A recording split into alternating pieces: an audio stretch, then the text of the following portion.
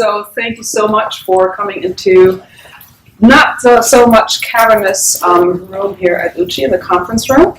And I've invited some really exciting people today to join me in exploring an enterprise that I've called DHMS, Digital Humanities and Media Studies. Some of you I've already exposed or tortured with some of this in courses. But nationally and internationally, the interface between digital humanities and media studies is starting to get some traction. And whenever I talk to people about this program or about this particular engagement of these two fields that have somewhat interlacing, but also, depending on whom you ask, different histories and practices and methods and theories, they're like, yeah, they talk about past each other. So I'm like, well, I guess it's time to change that. So with Emma Hogarth and Tom Scheinfeldt and Lisa Gitelman's help, we will each present about 7 minutes or so of thoughts, maybe responding or not responding to some prompts I audaciously posted in an email to them. And then we really want to open up the discussion to hear your thoughts, wherever it is you're coming from in terms of discipline or other kind of intellectual territories, and see where we go. So this is very much a beginning, and I'm quickly going to introduce our speakers, starting with Emma, who is joining us today from RISD, from the Rhode Island Institute of... Rhode Island School of Design. Rhode Island School. Where's the I coming from? RISD. Rhode Island. I live right next door, I should know, right? So Emma Hogarth is an interdisciplinary artist who lives and works in Providence. Emma's practice engages performance, drawing, glass, video, and installation work, often combining media or placing it in dialogue in the installation space. Recent projects involve processes of translation between traditional and new imaging technologies, investigating each media's inherent relationship to documentation, time, and memory. Emma holds an MFA in digital media from Rhode Island School of Design, where she currently teaches in the Division of Experimental and Foundation Studies. I'll just go through so that we can each then just delve into what we have to say. Next to Emma is Tom Scheinfeldt, well known to most of you in the room. He's Associate Professor in the Department of Digital Media and Design at the Department of History at the University of Connecticut. He's also Director of Greenhouse Studios, a transdisciplinary research unit that solves the problems and explores the opportunities of scholarship in the digital age. How do you solve the problems? It's a secret. We're working on it. We're working. Good. Formerly Managing Director of the Roy Rosenzweig Center for History and New Media at George Mason University, Tom has directed several award-winning digital humanities projects, including VetCamp, Omeka, and the September 11th Digital Archive. You can follow Tom on Twitter at FoundHistory.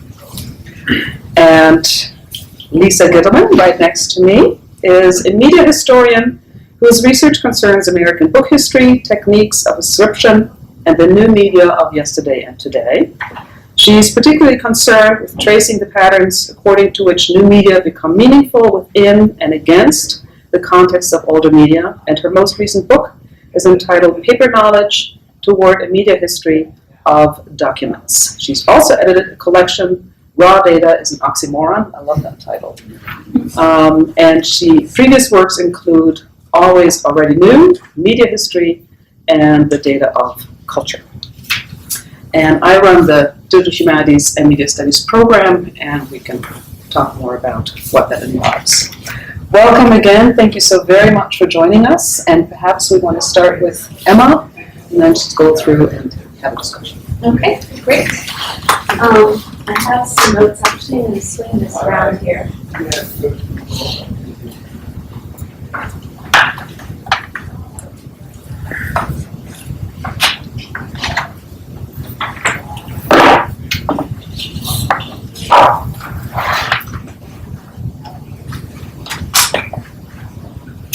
Okay, so So first of all, thank you all for coming. I see some of the grad students that we just had individual critiques with this morning, which was a lot of fun to see your work. So I'm glad to be able to share my work a little bit.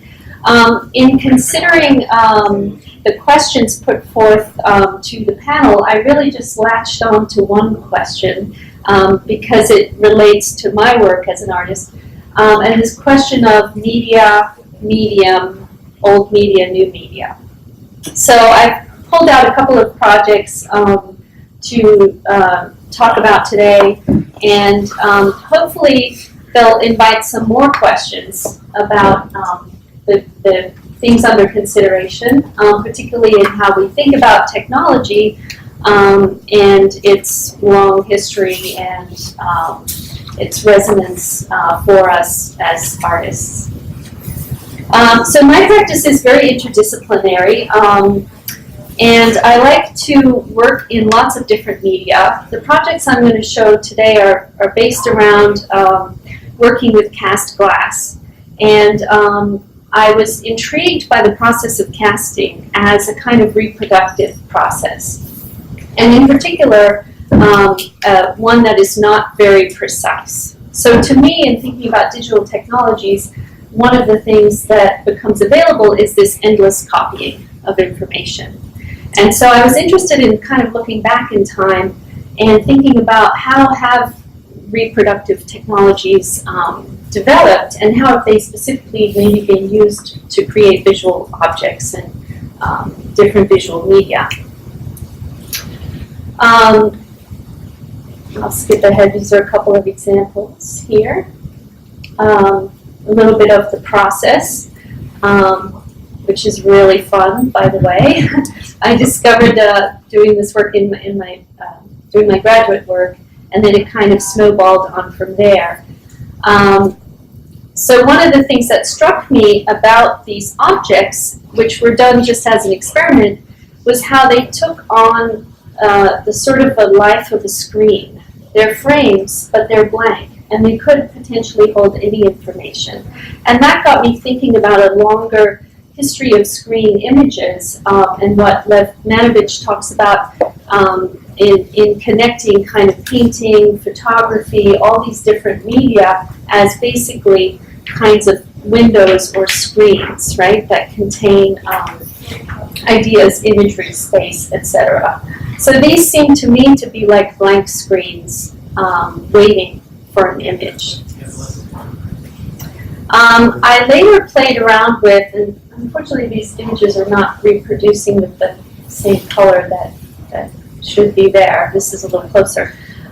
So I played around with some alternative photographic processes using just a regular digital scanner to take these frames, put them on the scanner, and essentially scan them as an image.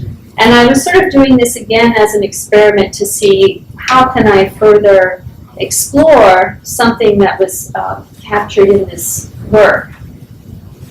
As I was working on the images in the old, previous version of Preview, I was opening up all these high-res files, and some of you will remember how the high-res files used to open and then kind of pixelate and then open fully.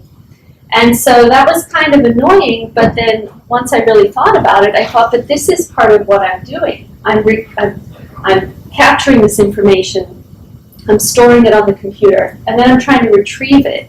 And the technology is failing in that moment and creating a new image, which is the image of this low-res version of the original image. So I started to play around with that, and I made a lot of these images and started to capture the high-res and the low-res and the whole kind of millisecond process of these images displaying fully. And I started to think a lot about information and how images hold information and why we make photographic images to begin with, right? And it all started to kind of come together, at least for me in my thinking, as all of these pieces kind of connected. I later took that work and then created a video, which I'll just play a few seconds of here, where you see that process unfold kind of over and over again of these files kind of fully displaying. I then got interested in showing the work in dialogue, the original with the copy, and the, well, if I can call the cast glass an original, it's already a copy, but that process is an imprecise way of copying, pouring molten glass into this mold from an original kind of domestic photo frame that's already laden with all these associations, and then creating this copy that has faults and has extra information where there's overpour and loses some detail and some sand gets caught up in there. And so I then became interested in putting these two things next to each other as a kind of a conversation about how we could capture and recapture information and how each time it's translated from one medium to another, how it changes, not only in its physicality or non-physicality, but in the image that's produced naturally through that process. So I really tried not to intervene in these images except to choose them, crop them out, and then print them. And I ended up printing this set of images. Each one has one of those 3 moments from opening up the file, and they're printed on aluminum. I really like the effect of the aluminum print, as it had some reference also to early photography, the tin type, and this materiality of the brushed aluminum that would kind of show through the image. This led me to another series of work called the Achromatic series. And this work involved kind of a 2-part process. One was embossing some of these frames with paper, so kind of soaking some paper and laying it over as a kind of a cast, and then sort of creating an image that's not an image. It's just a blank white sheet of paper, but with the imprint of this original frame. And then secondly, I took those and scanned them to create a further reproduction. And what I was interested in with this this particular series is how there was no information. In theory, there's no information in the white plain piece of paper. But in the scanning process, the digital process made up information. It interpreted the 3-dimensionality as color information and created an image based on that. And so it created all this information that wasn't there.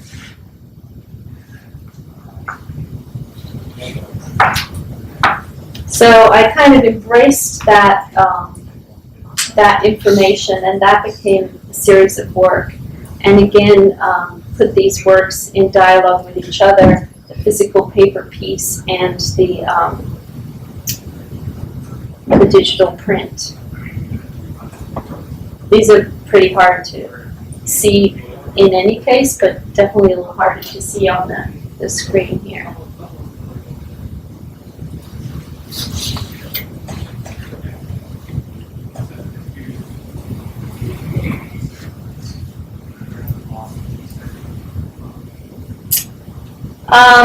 Jumping to a different kind of work,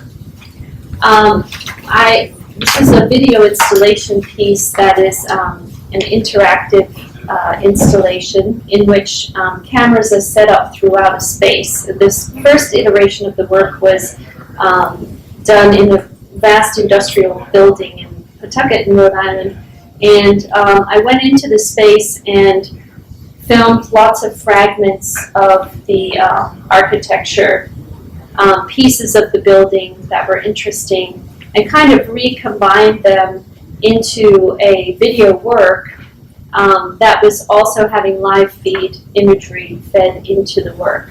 The name of the piece is based on the, just flip through some of these screenshots, based on the compound eye found in a lot of different insects and crustaceans.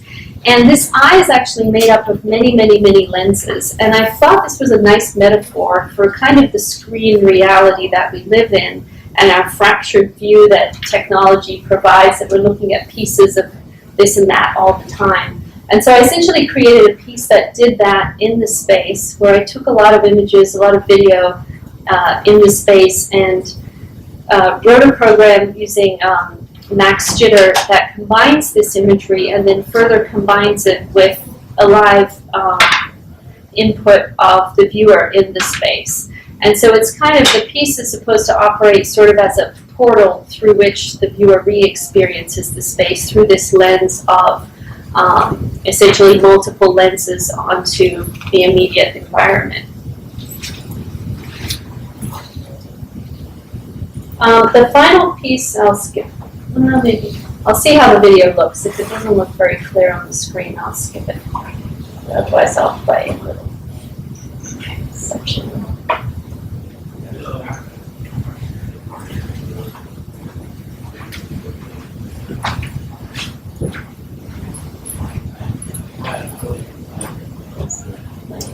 Oh, no, it doesn't want to play.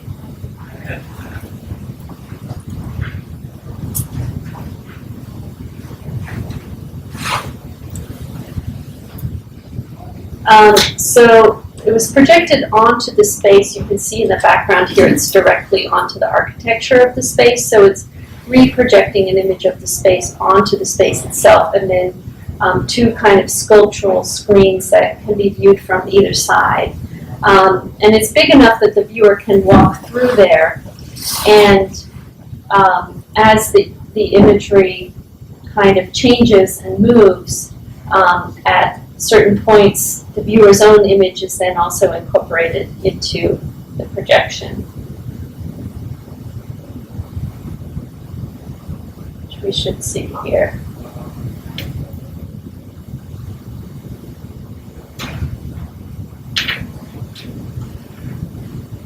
So this piece has subsequently been installed in different locations, and I like to think of it as kind of like a machine. The imagery is always different, the physical installation is always different, but the machine that's creating the work is always the same.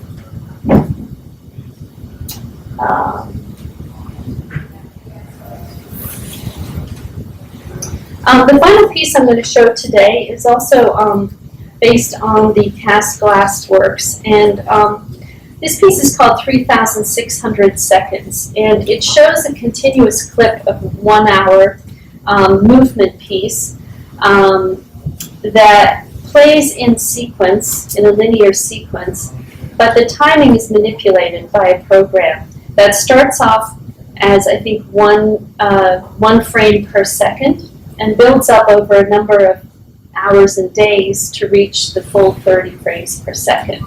And there's 3 videos kind of spread out on 9 frames, and each set is progressing at different rates as the piece unfolds. And I was very interested in kind of bringing together these ideas of storage and recall and random access versus this linear projection of time, and then also ideas about memory and documentation that are always associated with the technology of photography. And so for me, in each of these works, I'm also thinking about the connections between not only digital media and analog photography and the history of photography, but also going back further, what other kinds of reproductive technologies, such as casting or other forms of reproducing and creating imagery. And to me, they're all connected through the question of why, right? Why do we do this? What are these all fundamentally about? Which is really about being able to capture, store, and share information as a kind of a bid against temporality and ephemerality. So just to conclude, my work really embraces the viewpoint that all media and visual technologies are connected along a historical continuum. When we talk about media and medium, There's no separation. Painting, photography, print media, digital, visual technologies, even social media are inseparable from older and even ancient technologies. The development of visual technologies essentially centers around the same desire, and that desire, to me, is really about capturing time and information. Thank you.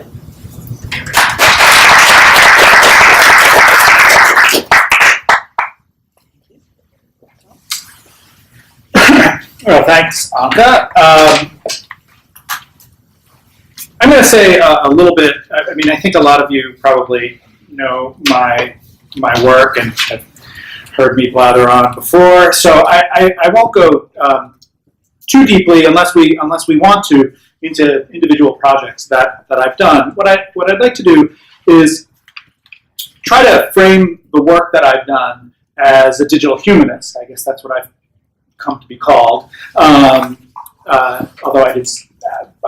my work predates the birth of that term. So I was kind of graduated into being a digital humanist. I'd like to place my work in the context of media studies and try to build that bridge that Anke was talking about. My work has been very practical. Most of it, it's involved, building websites, building software, building centers and institutions. But I think it actually has all grown out of some of the impulses and some of the training that I received as in my doctoral work as a historian of science and technology. I think digital humanities has provided me a rich kind of tactile way of applying some of the things I learned in that earlier research to the needs of humanities scholarship. So I think I've spent much of my career trying to respond to the challenges and opportunities presented by digital media for humanists and humanistic research by attempting to experiment with, reform some of the tools and methods and underlying institutional structures of humanities research and scholarly communication. And I don't see, I don't feel like these two interests, on one hand, interest in the history of science and technology, and on the other hand, interest in digital humanities as separate. They've always felt sort of organic to me. I think that my work in history of science and technology has given me the kind of critical context and theoretical tools to question the structural aspects of academic work that may run counter to our sort of best interests and highest aspirations as humanists in the digital age. And so just as historians of science view the laboratory practices and instrumentation and rhetorical technologies of scientists as socially and culturally constructed artifacts that can be kind of critically deconstructed, I've sort of viewed the research practices and communications media of ourselves, of humanists, as similarly socially and culturally constructed, and as things that can therefore be viewed with a critical eye and deconstructed. And that thread of kind of critical deconstruction holds a sort of seemingly eclectic body of digital humanities work together. I think what I've tried to do throughout my career is kind of deconstruct the technologies of the humanities. We don't tend to think of ourselves as people who, write books as dealing much with technologies, but of course we employ technology just as much as anybody else. They're just sometimes not seen that way. And so I'll give just very briefly 3 examples of that kind of deconstruction work. The first one is something called that camp, the Humanities and Technology Camp.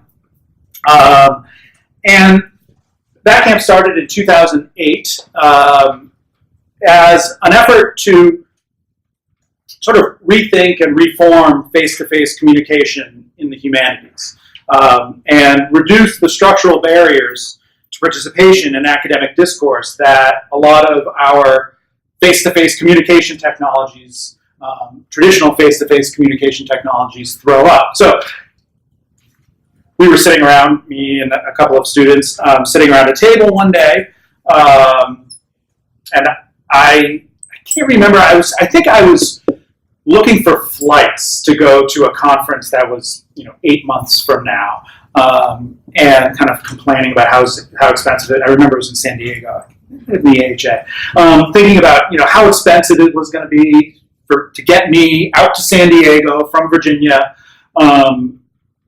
to basically like see a bunch of friends and sit around a room and talk. That was like the aim of it was just to see the people who I was in kind of written correspondence with and in academic discourse with, and we got to talking about just the enormous expense that a big scholarly meeting like the AHA involves, bringing 10,000 people to San Diego, and booking the hotel rooms and just the enormous kind of overhead of an engagement like that, and not just the kind of monetary cost and hassle and time cost of something like that, but also the kind of psychic cost that those conferences involve. So it's sort of like the stress of people having to give panels, and that all of it is in fact like we view it as sort of essential, but it's really just been essentialized, right? I mean, we've invented that. It's become natural to us, but it isn't natural, right? It was a set of choices, and it's a set of structures that we've put up to, police the boundaries of academic discourse. And so we got to thinking, so what are the essential elements of, what is that in its best form? What is that meeting trying to accomplish? And so we thought that through, and we said, how can we create a similar space for the same kinds of interactions that we might have at a big academic conference? How can we reduce the overhead on that to kind of its lowest, its bottom line? And we came up with, borrowing from some things we were seeing going on in the technology sector, unconferences, bar camps, food camps, the idea of like an unconference where there's no program committee, there's no schedule, there's just there's no conference hotel, there's no union audiovisual labor, there's it's just that is all gone. And how can we just kind of get 75 people together in a room to discuss matters of mutual interest? And so we came up with this idea of the unconference and that camp. And then since then, that camp has been reproduced hundreds of times all around the world. I just checked while I was preparing for this, and we haven't run that program for 5 years. There's been no money put towards it. There is no infrastructure except a website that kind of limps along for that camp, but there are 5 that camps in the next 30 days. So thinking about how to kind of deconstruct face-to-face communication and reduce it to its elements, and think of new ways that, like in this kind of digital age, we can reform those practices. So the second one, project kind of along these lines, called Hacking the Academy, and this was sort of an effort to kind of deconstruct the production of unedited volume. My colleague Dan Cohen and I, we put out a very simple and kind of provocative call called Hacking the Academy. We invited everyone to contribute to this call. We gave people a week to produce a piece of writing, some object that would speak to the theme Hacking the Academy. So the idea was like, can we produce an edited volume in the span of a week, rather than sort of in the span of like a year or 2 years or 5 years, which I've been on those projects too. And so we put out the call. We got about 300 responses of kind of different lengths and quality and topic, and we got together and we sorted them into piles and kind of theme groups, and we put them in conversation with one another. We kind of told the authors we were going to do what we wanted to with their works, and they kind of gave us permission to do that. So we sometimes, if there was, somebody would send us 5 pages, but there really was one good paragraph, we just take the paragraph and put that in the volume. Or sometimes people sent us tweets, and we kind of put tweets in the volume. Or sometimes if the essay was really good, we put the whole thing. We didn't sort of say this will be 10 chapters of 8,000 words each, and do with the we kind of wanted to play with the form of the edited volume, and so that was sort of another experiment along those lines of deconstructing these communications technologies of the humanities. The last effort along those lines is the one Clarissa and I are working on now, and actually others in this room, Anke as well. The one right downstairs from here called Greenhouse Studios. And that is a new unit here on campus that's really designed as an experiment in radical collaboration between students, faculty, staff, librarians, humanists, social scientists, and all kinds of academic labor. And the idea there is to question and deconstruct some of the unequal labor hierarchies that exist in the academy, and to deconstruct some of the sort of traditional scholarly research workflows that support and suborn those unequal labor hierarchies. So what we're trying to do is we're trying to think about what is the entire labor commitment to a scholarly project. Who is going to be involved in this scholarly project from start to end? Certainly, there's usually a faculty researcher, right? But then there are students, there are archivists, there are librarians, there are possibly web developers or designers, there are publishers, editors, that whole kind of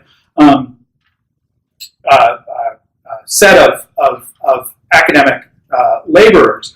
And we're trying to bring them, rather than sort of starting with the faculty project, which then each of those people down the chain gets put in service to, we're trying to bring all of those people together at the very beginning as collaborators from the start, as equal collaborators from the start, rather than putting a whole bunch of people in service to the person who's at the beginning of that chain.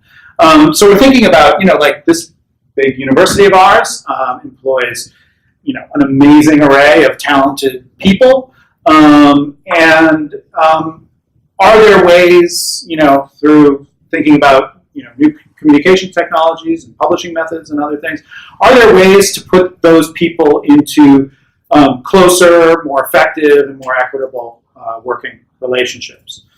So there again, rethinking and deconstructing the production technologies of humanities research.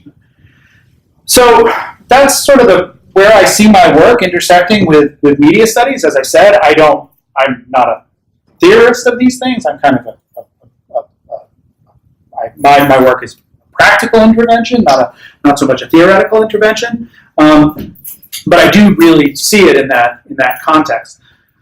I'll leave with one final note. I've been at various points accused of being complicit in a kind of neoliberal techno-utopian plot to destroy traditional humanities research. And really, actually, nothing could be further from the truth. I think, and placing my work in the context of its history, my work in the history of science, bringing it back to a kind of critical media studies roots is key to understanding this. I'm aiming to kind of deconstruct some of the practices we assume as natural or essential, not to destroy the work of the humanities. Obviously, there's lots of good things we want to retain, but we should be critical about how our disciplines work structurally, and being critical about how they work and the structures and the power at play in them can help us think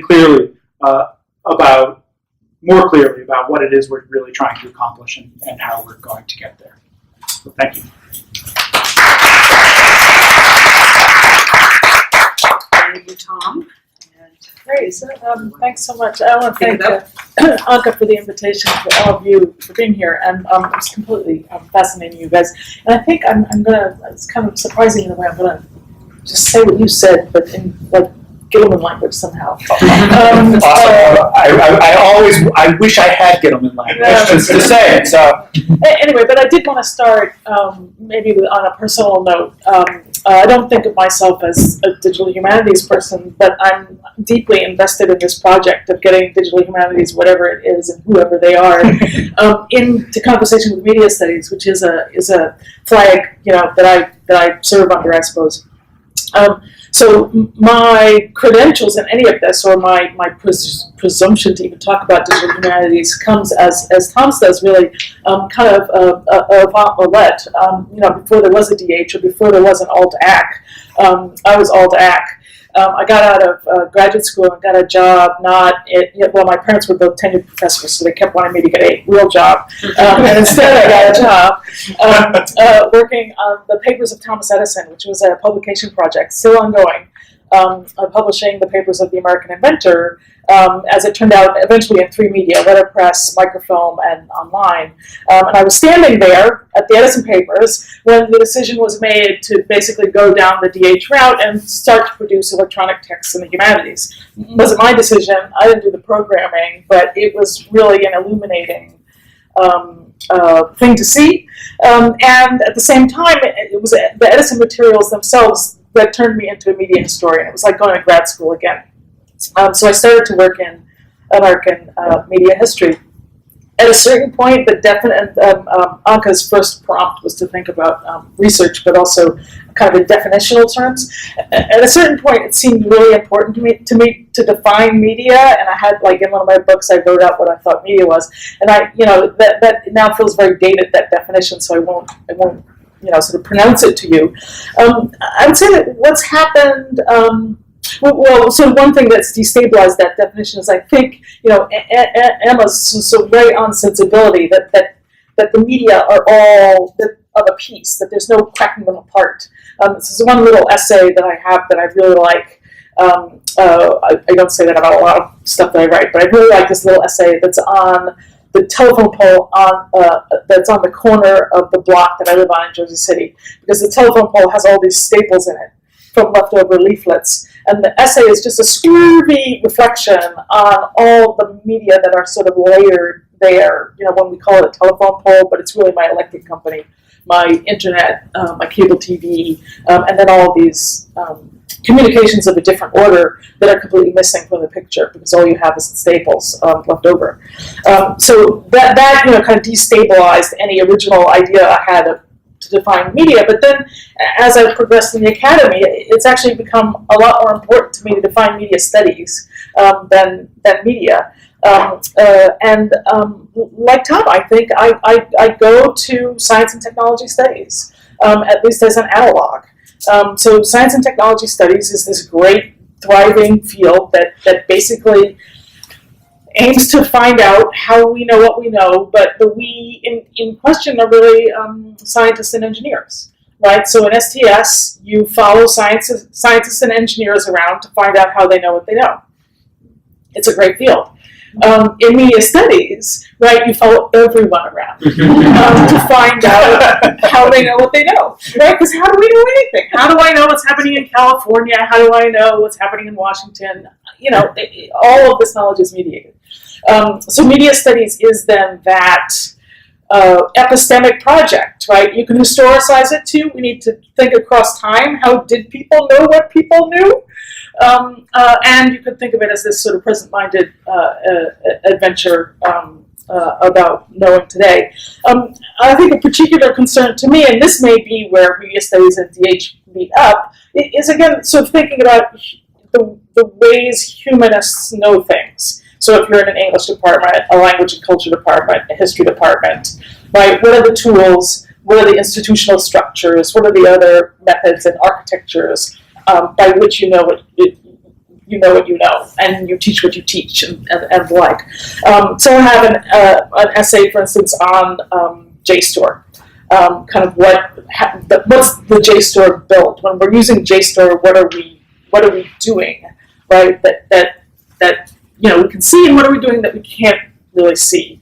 I'm kind of completely fascinated by what search in general is doing in a kind of general way to our consumption of facts.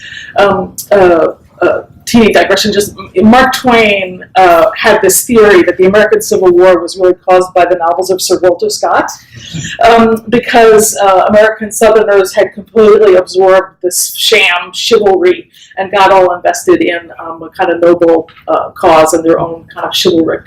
Anyway, so I have been thinking, if there is a reading in common that we're all doing, right, that has basically caused the red state, blue state divide, what would it be, right? And you can't say it's a partisan press, because a partisan press has always existed, certainly well before the Civil War.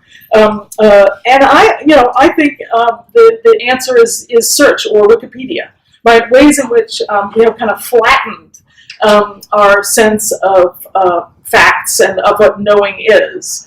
And so I've been trying to, kind of pull those issues to the fore in a recent essay that I'm working. And my point, I guess, basically is just that in the present context of fake news, these seem like really urgent questions, right? We could ask them of people in English departments and history departments, but they are also, I think, related to the same questions when we ask them, of people at large, of the people around us. So I guess, for me, if I want DH to be something, I want it to be a kind of innovating in the space of asking, how we know what we know, whether in the academy or out of the academy. So briefly, Anke's second prompt, I'm not going to do all three, but the second one I have one or two things to say about. Her second prompt was about community, and basically, kind of points of contact between different groups. And I think given what I think of as the urgency of this broad question that I'm raising, what I want to talk about very briefly is curriculum. Because, there aren't many curricula that put DH and media studies together. There aren't many institutions that have media studies in the same configuration, right? At NYU, we're in a ed school. At McGill, it's art history and communication studies together. Go to any university, and media studies is in some different institutional configuration. It's not one thing; it's lots of things, which is great, right? But what should it be, and what should that curriculum look like? And to be blunt, I've heard people say that digital humanities is the wave of the future because you could get money for it. I actually think that the money that we're going to get has to do with undergraduate enrollments in media studies, which are exploding everywhere you go, no matter what the institutional architecture is. I mean, at NYU, we're going to hit 1,000 students in our major, whereas English had dropped down and is now, kind of edging back up, but it's not the same order of magnitude. Anyway, so just very briefly on curriculum, I think hermeneutics are still key, right? Learning how to talk about an artwork, a text, a filmic text. Students need critical languages for this, whether it's the language of film art, Bardwell and Thompson, or the language of classical rhetoric, or they need a critical vocabulary that comes, out of some disciplinary orientation. At NYU, we don't have that because we're weirdly divorced from cinema studies, which is in a different school across the street and around the block. It's a hazard, and I think particularly for undergraduates, you need some hermeneutics, you need some history, and I think increasingly we're seeing that you need, it used to be called production, So you'd have a little like movie making something or other. But now, I mean, I think there's a very healthy turn to a different language of making. So critical making with a kind of artistic sensibility is something that's increasingly coming into media studies, or that it exists other places in the university in a way that I think I think we can sort of build toward each other, so that you get a really kind of multivalent curriculum where students are learning lots of different things, but have a kind of sense in common of the project at hand. I think this too helps a little bit with the condition of the humanities. It's kind of my last point. If I have a gripe about DH, is that DH is a kind of formulation that came out of the traditional disciplines in the humanities, which I think rightly see themselves in a sort of crisis. Media studies is a humanistic discipline. It's just a non-traditional humanistic discipline, right? And I think that some of the student perceived student disenchantment with the traditional disciplines can, in a sense, be mitigated by embracing non-traditional humanistic disciplines as nonetheless the humanities. And that can too meet student demand for relevance, for a kind of often mistaken belief in a vocational path rather than a liberal arts ethos, if you will. Anyway, my little tirade. Thanks.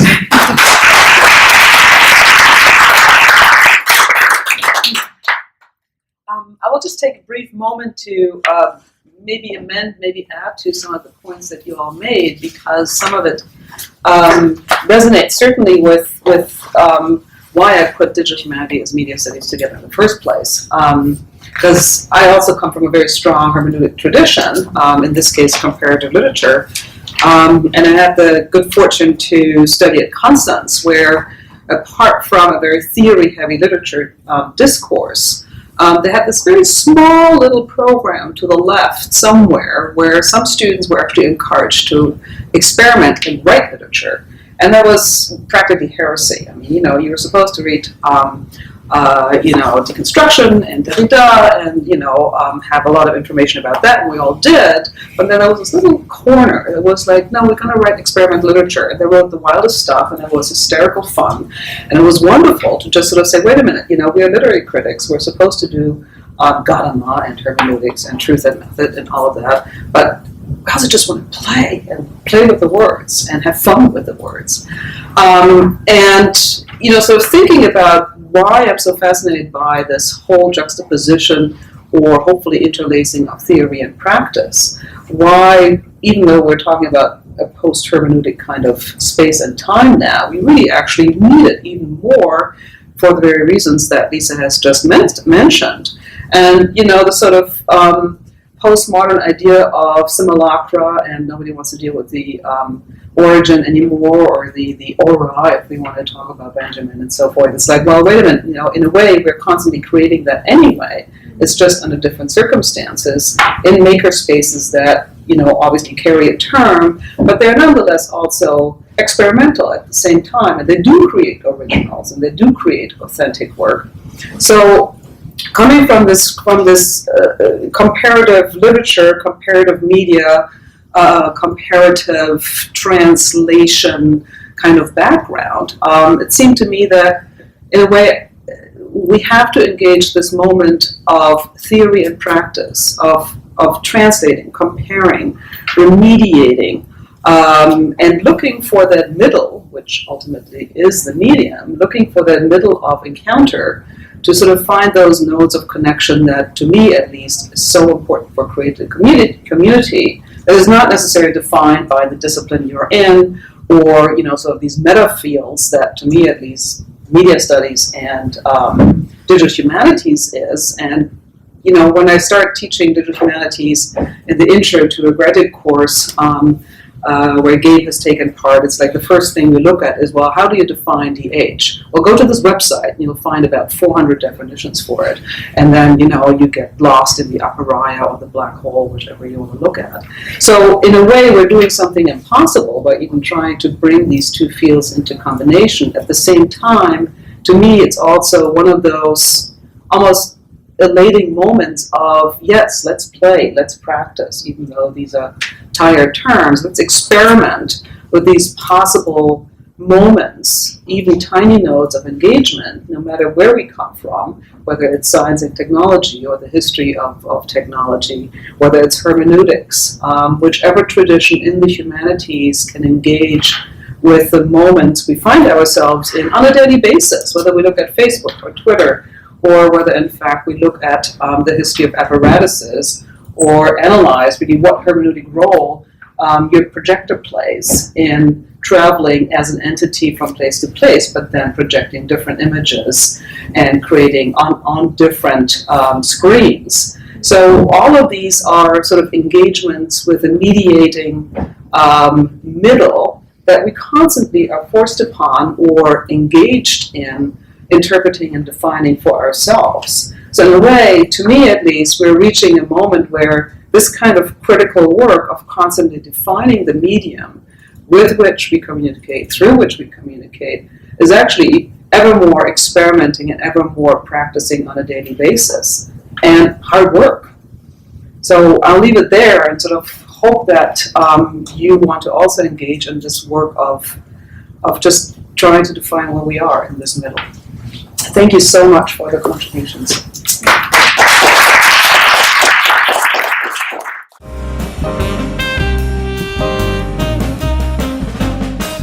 I mean, I guess I'm fascinated by the formulation that in media studies you follow everyone around to try to find out how they know what they know.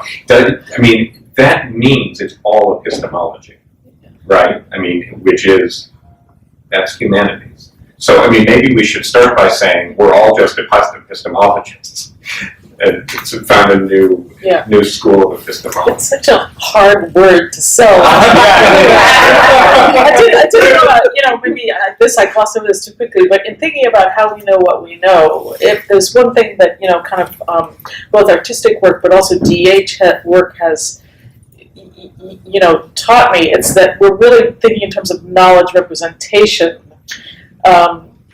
So that we need to think in terms of non-verbal knowledges all the time too, and they're just super hard to talk about because we talk in words. So Socrates. Okay. That sort of gets to my question, which is trying to link your paper to your comments to Emma's presentation. And Emma, you used the word information.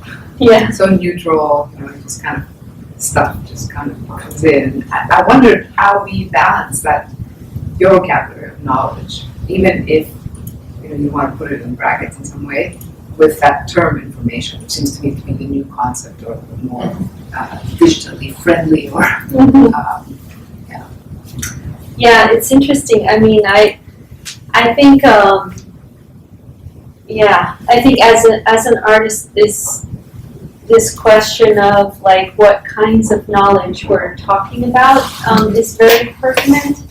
And how we express that knowledge. And so, just in listening to your question, I was thinking about like writing a thesis or paper about my work and trying to fit it into these pre-existing categories, media archaeology, media studies, whatever those pigeonholes are, and yet still feeling like, oh, but it's its own thing, And so I think that tension, I don't know, I mean, for me as an artist, that tension always exists. I like to read things, I like to read theory, but then you almost have to pull away from it to be able to let your knowledge come through the work without that lens being so present, I think. And so I do think, visual artists get away with a lot. Like I can say information, and and that could mean a lot of different things, and it doesn't have to be, that word doesn't have to be understood in the context of media studies or any other framework. So I don't think I have an answer, but I think it's I love your use of the word information. The way you used it, for me, I'm a total interloper in this conversation. I don't do anything digital. My scholarship is totally old-fashioned. But you helped us follow how you see as an artist, right? So you helped us see you saw something that we would just kind of, if it was happening on our screen, just kind of, we'd be frustrated by maybe, pixelation and all that stuff. And we wouldn't really notice, but you broke down the process of seeing step by step. And out of that, we made something creative, right? And so that, if I work on realism, that's my sort of thing. So obviously, and I have done some work on visual stuff. So I'm interested in the relationship between, how we describe things and actually what we're seeing and the language of describing what we see. So I don't know. I mean, I think that there's something. I don't think your term information was just naive or innocent in some ways. I think it's capturing something about how we approach, or how we need perhaps to break down even more. What we bundled into this thing we call knowledge, which of course we've been unbundling in all kinds of ways for a long time. But maybe now there's just yet another kind of unbundling that is much more visually oriented. Well, and I thought it was entirely apt that in the way you were using information, what you were talking about was quantity, really. That at a certain juncture there was less information, and you're pouring of the glass involved more information. That seems entirely, to make sense of the way you're using it.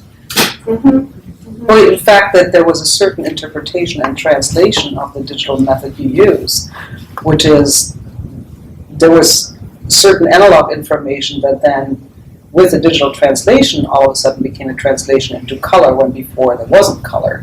So to me, that was very fascinating, that moment, not just of seeing, but actually of creating information that wasn't there before, and capturing something that in an analog process simply didn't exist. So to me, it was like that's a really, really interesting moment of transcendence. Might be the big word, but it's like, speaking of epistemology, it's like all of a sudden something's there that we know about. It's like before it wasn't. It's like, whoa, that's really interesting.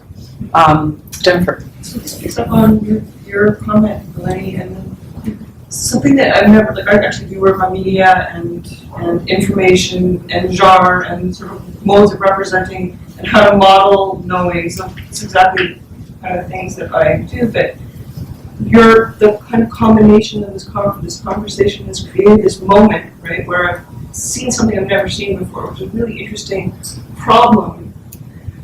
So information is the thing that gets activated in the moment when you need it, right? It's interactive, like the traditional theory of like the more sense of modern information. It's also quantitative, as you note, and it's also the thing that floats free from a set sort of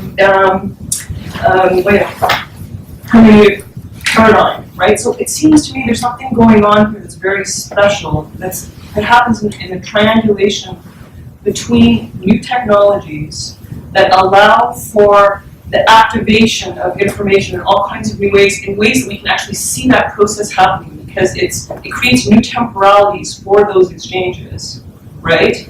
And at the same time, it kind of also pushes us against the problem of, for me, hermeneutics. Like, because the problem with hermeneutics is we need it, but it also makes us keep on asking the same questions. Like, it's kind of one of the more resistant parts of this thing, actually more so in some ways than the technologies itself. And then it seems like that comes back in another way, in terms of the way it redefines our sense of timing, presence, and memory, right? Because like part of the problem, like I totally agree with that issue of searching and what it does in terms of flattening out knowledge, but also memory. No one feels responsible for memorizing anything anymore. So like people are out there full of information without any. Well, that was Socrates. Exactly, right. Like you see it with students all the time. They have no way to figure out how to organize those different references. And in a way we have lazy memories because we can search for everything. So we just thinking about how these things are both made very apparent in these interactions, and at the same time create all kinds of problems that I don't think completely sort of begun to wrestle with in civilization. It is exactly what Socrates said to Phoebus. So, I mean, for me, I tend to think in these kind of cartoony ways, but for me, the knowledge-information distinction is crucial, and that, for me, knowledge is situated, right? It needs all the homeostatic conditions around it to be itself. And information is more discrete, obviously. It can float freely, as you say. And so in my complaints about search or my ruminations about Wikipedia, I think I'm worried that the current digital regime is creating conditions of surrogacy where we think, or we assume without even thinking, that information is enough, right? That we can make do with information, when what we really need is knowledge. And I think I think that's a really important point, and thanks for raising the issue of memory, because this is, as you know, I've been working on media philosophy for a long time, and he's written one article apart from others where the issue of archiving is really, really important. And there's a whole lot of archive studies, dealing with the differentiation between hoarding and editing and managing information, which of course is not knowledge. Knowledge is something that constantly gets created and recreated, depending on the editorial processes or situations or contexts that you encounter. So in a way, that's sort of what I'm throwing out there. In a way, to me at least, it's unstorable. You can store the information, you can collect it, you can put it into binary codes.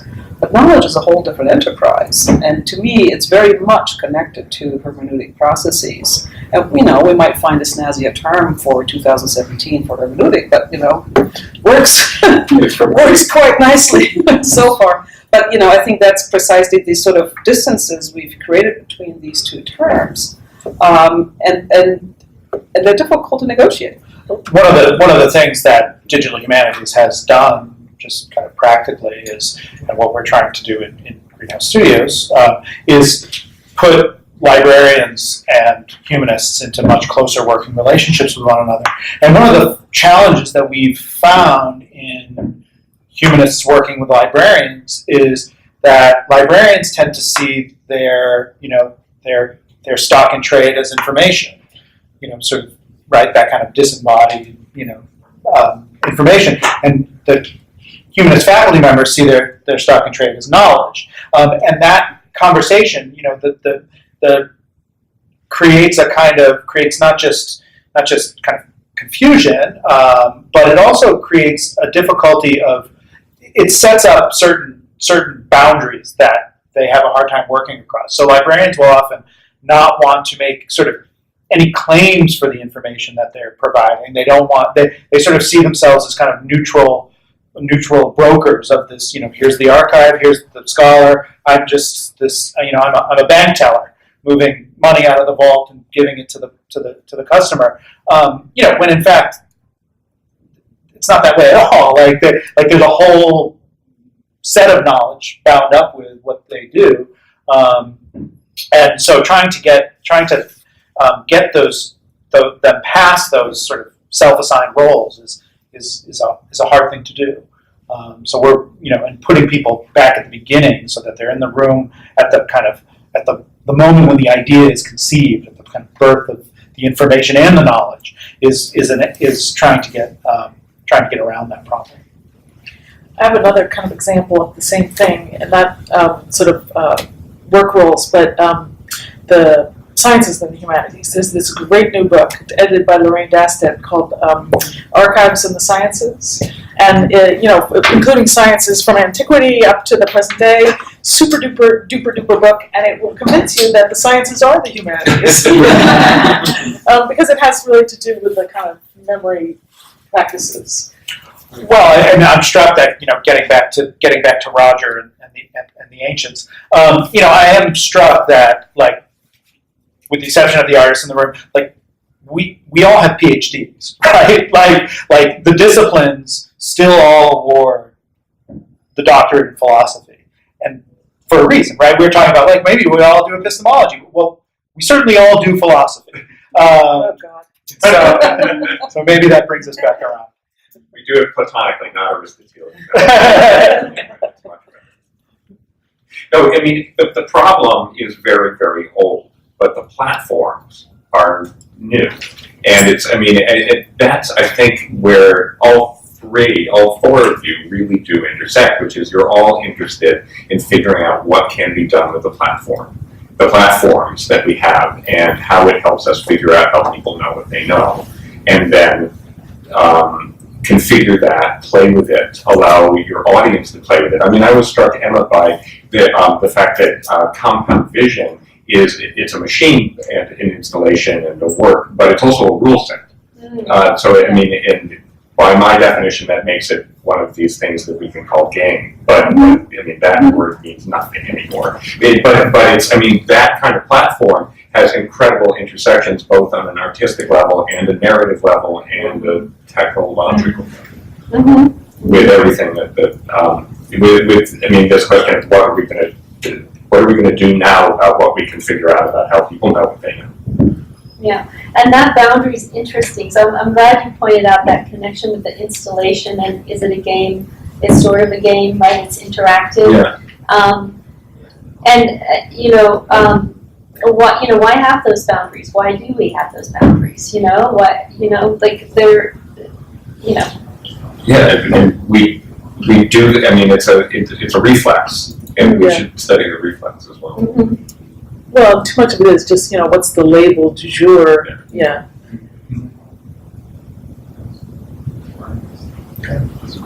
I was thinking further, Lisa, about what you said about an STS type thing for the humanities. But then I was also thinking, well, so it would be nice if DH took on some of those questions. But then an STS approach to, like, what do the humanities do, how do humanists know what we know, also involves so many non-digital things too. And the example that I find so weird is, I don't know if this happens in other offices or just like English departments, there's like oftentimes a Word document or a PDF that I submit, but then it gets printed out and then re-scanned again, so now it's all created. And I wonder how much of... And it says on it, recycle this page. Yeah, it was already digital, and then it was paper, and then, yeah, it's just mind-boggling how it happens all the time. And so I was thinking, well, so much of an STS type thing for the humanities, a meta examination of the humanities and its protocols. I feel like there is so much to say about the friction between the digital technologies that we all use in scholarship, communication, but also all the things that are not digital or people are still very uncomfortable with or don't know how to use. Yeah. I mean, I find that stuff fascinating. And I think that the German media studies tradition of cultural techniques, is sort of the closest we have to doing that in a way. Looking at files. Right. Paper slips. Exactly, yeah. So building off of what Yohei just said, and one of the intersections for me as a cultural historian who thinks about material and visual culture is, of course, material culture and getting down to science and technology and some of the British material culture traditions, or even in the US, I think of the much older article by Thomas Scheinfeldt that looked at the paper empire and examined the technology of technologies, loosely interpreted, of knowing in a Victorian era office, and all the ways in which the material is implicated in our, someone had mentioned kind of sensory and embodied knowing. And so both through your artwork and thinking about the media on which memory is attempted to be preserved, externalized, etc., thinking about the different hierarchies and much of the fieldwork here that Tom, Sarah, Sykes, and I undertook was going out to different spaces and thinking about the very physical, material worlds in which, quote unquote, digital work and making work take place. So is material culture studies and its kind of relationships a place where we begin to cut across DH and media studies? Yeah, I think that's a good idea. I mean, that's where it's like the work of Matt Kirschenbaum Right, forensic, does yeah. that, where he's rebuilding old Lisa computers, Right. but in a critical kind of way. Also, media archaeology. I mean, there's a Right. lot of sort of retracing, redefining, really excavation going on in that subfield of media studies. Right, and then the material culture studies work that also traces, Hay gave a great artifact biography, but the ways in which we think of the printed document as being physical and having become virtual, but it's still physical, but it's able to, body leap Yeah. in a way, and so more, I guess, material cultural studies, not only in the kinds of archaeologies and interrogations of individual pieces of culture, but kind of networks, I guess. Thinking of Jane Bennett, Vibrant Matter, and the ways in which our material media and digital worlds that are now increasingly intertwined are vibrant and shaping us. Yeah. Well, I'm longstanding, a traditional historian has that documentary sensibility that I think is that material, is that same materialist sensibility, and in literature we have bibliography, for what it's worth. But that same, I guess that interrogation back to how our knowledge practices, our ways of knowing, are how the degree to which we're shaping them, but environments where we don't have control necessarily over what tools we can or can't use in a university setting. We don't always get to pick what's best for our needs. right. But see, that's precisely where I'm sort of, getting into the whole hacking or, sort of not acknowledging or trying to break through boundaries, because when it comes to the interfacing of theory and practice within these two fields, again, this is all, I know these are large sort of meta-narratives, but we're also dealing with cultural programs. And so when we have these PhDs, when we have these particular textual knowledges that we've been trained in, how are we also getting trained to constantly question the methods within which we are raised, whether it's breaking through an analog knowledge by applying a digital one and realizing, whoa, there's new knowledge, or whether we actually go against the textual or method or approaches traditions that we've been trained in. And we've been trained in these specifically to adhere to them and not actually to break them. So when does this moment come whereby we're actually at that point where the hacking is necessary in order to create that knowledge? And we can use Jeffrey Schnapp's term of knowledge design, or we can talk about sort of the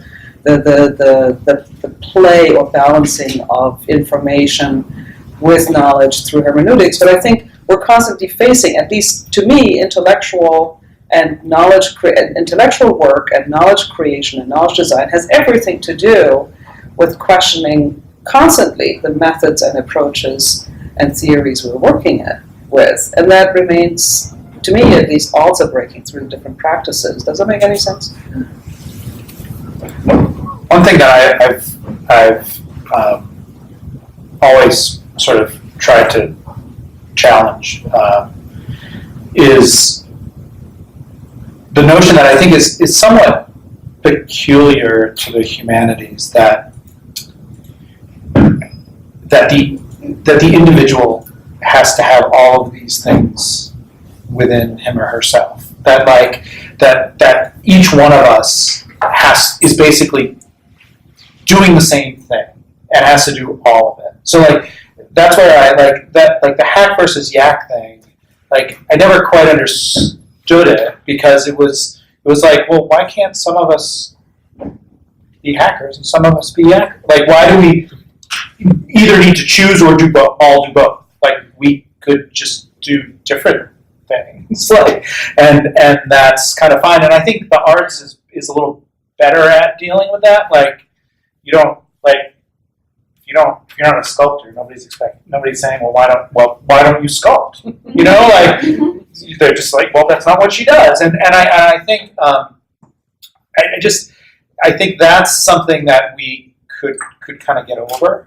That like we could all be working towards in the same knowledge project, but we're like day to day doing different kinds of things with different kinds of tools, not just different kinds of sources, not just different kinds of languages, not just but like actually like I don't write books and you do, and that's but we can still be working on the same project. I think that's always been something that's been a little confusing to me. More questions, responses, puzzlements?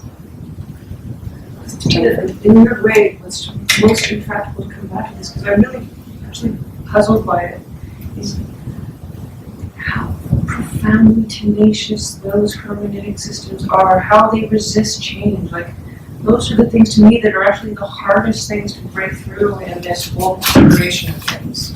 And it's interesting because I think that the interactivity that's sort of become the way we do things and the way we think, and it makes that intractability actually much more visible as a problem, I think. So on the one hand, we totally need those systems to ask good questions. But how do we ask new questions? Right? And questions that don't fit into like established systems. I think to me that's like a massive challenge. And it might sound really abstract, but I'm actually dealing with it like on a kind of day-to-day basis. I'm constantly working in a super interdisciplinary way. And it's amazing, like I go from historians to media critics to literary people, and it's amazing, like you go into these different communities and people are asking very different kinds of questions, but they keep asking the same questions very often. The people on the margins in the middle who are kind of asking these boundary questions or other questions, but it's amazing how repetitive the questions that get asked are in each different field, and it's like, how do we ask new questions? Yeah. That means a big problem. Yeah, well, I mean, but we know from teaching it's the hardest thing to learn and the hardest thing to teach. You know, if you have a group of students who have to find a topic for their senior paper, or a master's thesis, or a doctoral dissertation, what's a good question? You kind of can't teach it, you can't learn it. You do it. That's why the doing part here is so important. Right? I think that's right. Any last concluding statements, wisdoms? Puzzle. I was just going to add to the last comment about like how do we ask new questions, and I come across that being studio art teacher, and one of our missions in our department is to teach the students to ask questions, to not have assumptions, to break their assumptions. And I specifically teach freshmen in the studio, and to impart a sense of like getting skilled at asking questions. And it becomes harder and harder the more years that I teach. I feel like the quality of the questions fluctuates, but definitely doesn't seem on par with previous years. And I wonder how all of these technologies and this flattening of knowledge relates to that. This information versus knowledge, and not holding things in memory and not making connections. I think it's all related. And as a teacher, I constantly try to find ways to help. This sense of ask the question. There's no wrong question, like they're all concerned with the right answer, and it's no, that's not the point. Because actually I think studio arts might actually be one of the most successful places in helping students learn how to ask questions, right? Mm-hmm. It's a pragmatic problem, but it really is like it's the goal of the exercise. Right? well, you can see, I mean, just as a kind of political matter, you can see that, like, as testing has overtaken the schools and as studio arts have been, and music have been, eliminated from curriculum, that's going to be a casualty, I think, of those political choices. And I agree. I see it increasing with the students. Maybe I'm just turning into an old fogey. Yeah, but, that could be too. Yeah. We're at that age range where that happens. Yeah, where you're like, Right. am I just being old, or is this really happening? Yeah, good point, yeah. Yeah. I think we have reached, the level of talking about epistemology, as Roger predicted. I think these are actually very much problems, not just between the possible nodes, at the possible nodes of digital humanities and media studies, but I think, asking questions and in fact throwing yourself into fields of improbabilities or possibilities is precisely what needs to happen in order to swim out of this ocean of information and into sort of a more creative adaptation, not just of digital humanities and media studies, but of hermeneutics and critical thinking and critical inquiry to begin with. So maybe that's, beginning this conversation, that's where we maybe can conclude at this point and just say, we have to start with the questions. And maybe begin to ask new questions out of these fields that still exist, but the fields that also begin to question themselves simply because apparently they're not really able to bring the answers for the current situation, digital or analog.